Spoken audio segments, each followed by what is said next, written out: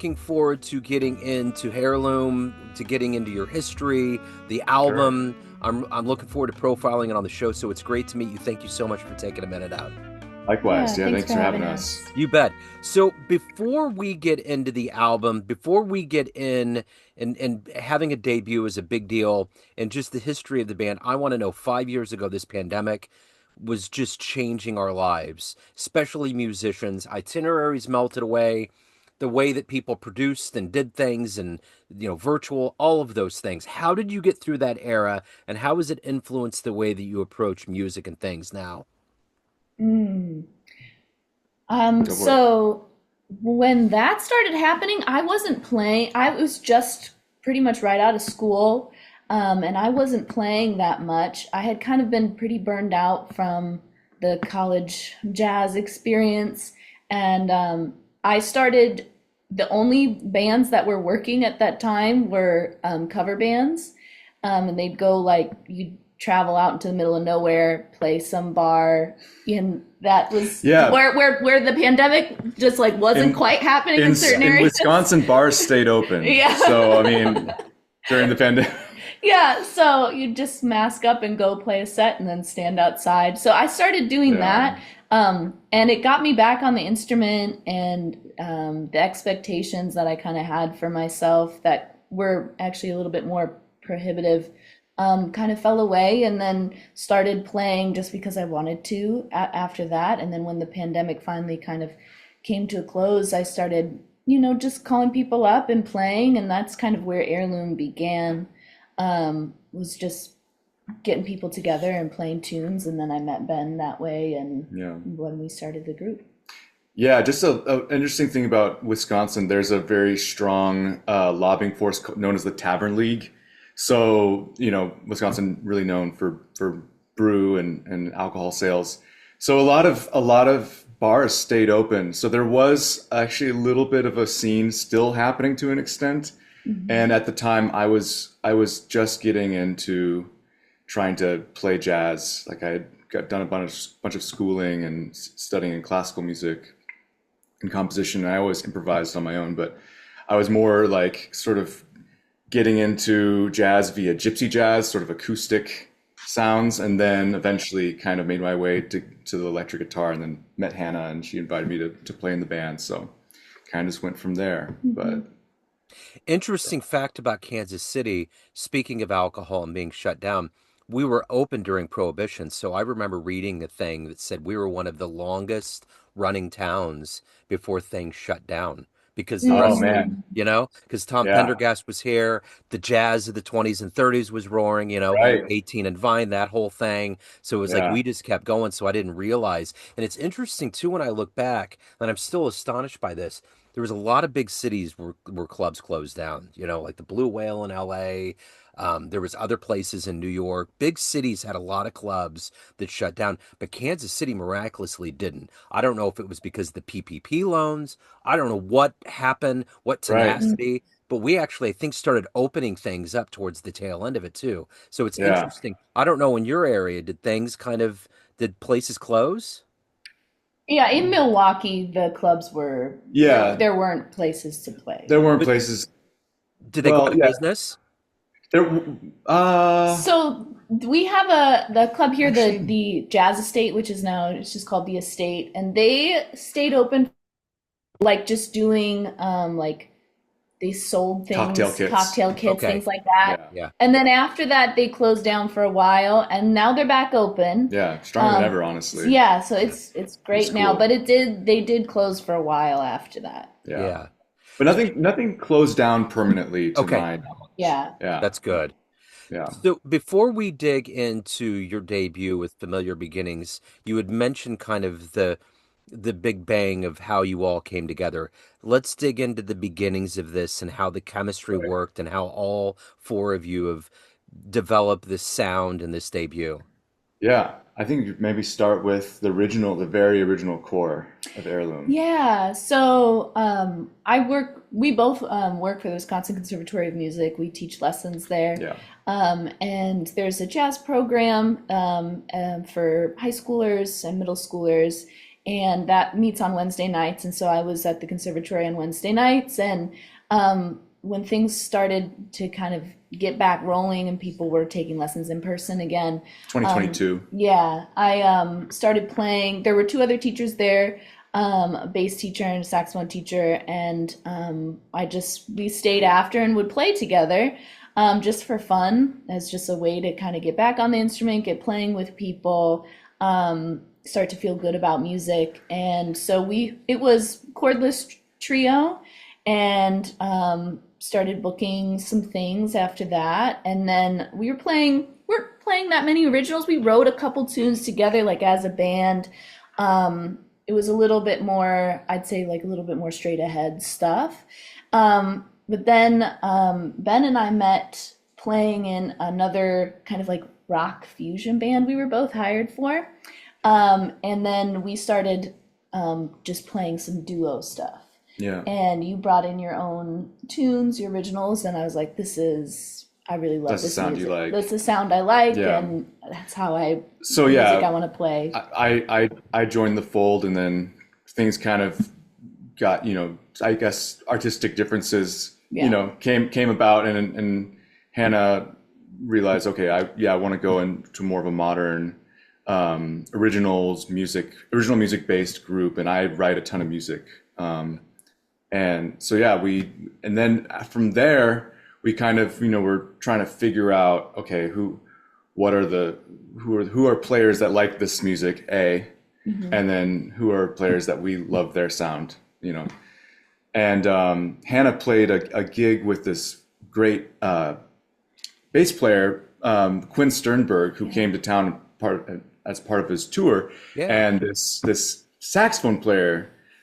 I was there in the crowd listening. It just blew me away, and I think blew Hannah away. And his name is Sam Taylor, and he had lived for around a decade in New Orleans, and he moved up to do his degree at DePaul in Chicago. So, okay, this guy is in Chicago now, so we're gonna hit him up, try and get him to play on all the music, because he's the guy on the album, as you've probably heard. Yeah. We really just fell in love with his sound. So yeah, he's a core member now. So he commutes up from Chicago to play with us, and we just did a little tour. Went to Madison and Indiana. We're going to Chicago, and we're going to Minneapolis in November. So Good deal. yeah. I've interviewed Sam. I've interviewed Oh, Gwen cool. quite a bit. He's been on the Oh, show. awesome. Yeah. So let me ask you this. Going into a debut, it's really your calling card. It's your real initial shout out to this jazz community. What was the artistic vision? What were you going after? What are you happy with the result of what you've done? That's a really good question. I feel great about the results, having a record out of original music that I initially was like, I want to record this music so that I can just listen to it, because I love it, and it's my favorite music to play. And sorry, our cat is trying to get into the interview here. I have that. I'm a cat guy, so there's always a tail. There's something going on. Yep. So Yeah, I'm just curious, Yep. curious. Oh yeah. So the music that is on the record is it's pretty old at this point. It's all the first tunes that we started playing together that you brought in, the first two tunes that I had written for the group as well. So we've got a lot of music kind of queued up, ready to go.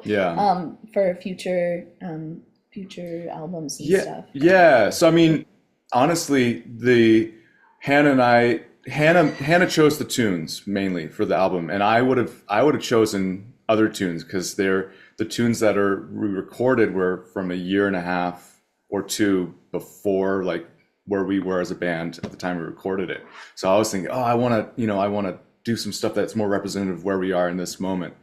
But there were some songs that you felt very strongly about including that we played and that we recorded. And it's like, okay, so yeah, this is while it is a statement to the world, I suppose. I mean, we kind of just approached it like this is just a snapshot into the first sort of, artistic vision of the band. I think, um, we, all things considered, like we went in there and we recorded 2 sessions. So it's really amazing. It's amazing to me that I'll hear so many new recordings from artists that are just incredible, and it's like everyone's doing it on a strict timeline and on a budget. And it's like, okay, wow, this is our first shot at it. And I think the main thing is like I'm just ready to go in and do another one and like just expand upon it. But yeah, the tunes are really kind of everything's kind of melodically based, and we wanted to do something that can appeal to a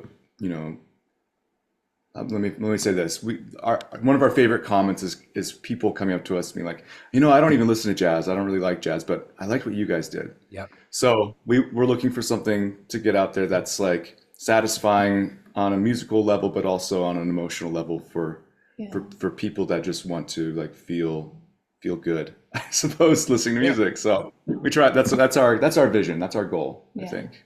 So one of the things about being, I would imagine, being a musician and even being a spectator, a fan, is that the live music experience, getting on stage, obviously is a big deal. When you were growing up, what was the first live jazz show you saw that blew you away? Or the first live experience that made you think, I want to do that. I want to be up there one day. Yeah, go for it. Mine is kind of embarrassing. Let's see, I'm thinking my mom took me to see the high school jazz band play when I was in middle school, I think. And at that point, I had never seen like a jazz specific group play.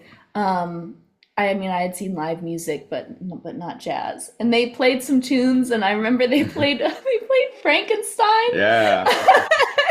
And I had never seen that live, and the drummer was just absolutely shredding over that tune, and I was just like, "Whoa, I want to do that someday." Yeah. And it's not, that seeing Frankenstein and being that inspired.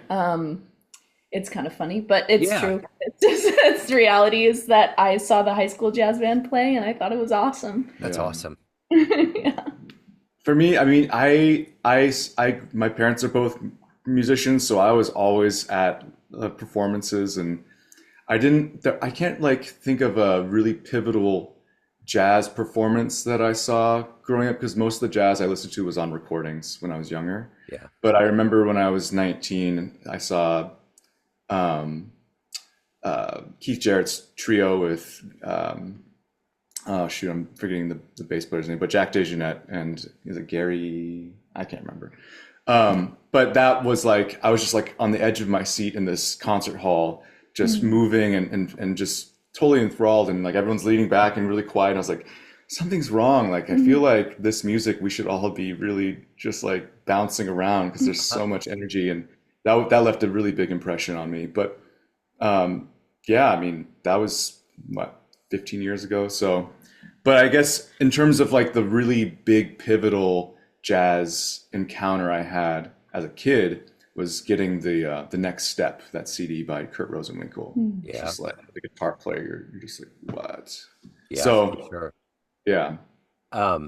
Right when the pandemic started, I moved to the hometown of Pat Metheny, Lee Summit, Missouri. So I remember saying, because it was such a big deal, hearing so many Pat Metheny stories and how those albums, for a lot of people early on, just absolutely got him. In fact, during that time, a local author wrote a book about all of the years leading up to him leaving Kansas City. And I'm surprised he even made it to school. Like he was constantly doing something, performing. So it was amazing. Was it Gary Peacock that was? Gary Peacock, yes. I had a feeling, yeah. So let me ask you this. At the end of the day, you've dedicated your life to this music, this art form, this community. Why do you love jazz?